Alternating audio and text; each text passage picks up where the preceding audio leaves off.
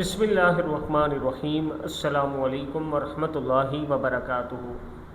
वो ख़वातीन जो वक्त से पहले बूढ़ी हो गई हैं, या उनके बाल सफ़ेद हो गए हैं, नज़र कमज़ोर हो गई है, या कमर या जोड़ों में दर्द शुरू हो गया है, तो वो ये अमल करें, इंशाअल्लाह अल्लाह पाक करम फरमाएगा।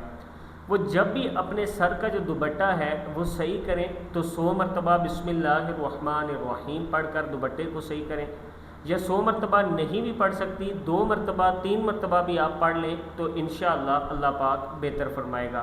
और फिर हर नमाज के बाद अव्वल आकर आपने 21-21 मरतबा दुरूद शरीफ पढ़ना है, और फिर ये आयत मुबारक जो है ये 33 बार पढ़कर अपने जिस्म और मुंह पर हाथ फेर लें, इंशाअल्लाह अल्लाह पाक का करम होगा। 21 मरतबा आप छोटा दुरूद शरीफ सल्लल्लाहु अलैहि वआलिहि वसल्लम पढ़ सकते हैं। वो आयत है बिस्मिल्लाहिर्रहमानिर्रहीम, कुल्ना या नारु कूनी बरदन व सलामन अला इब्राहीम। इस अमल को 21 दिन के लिए करें, इंशाअल्लाह अल्लाह पाक का करम होगा।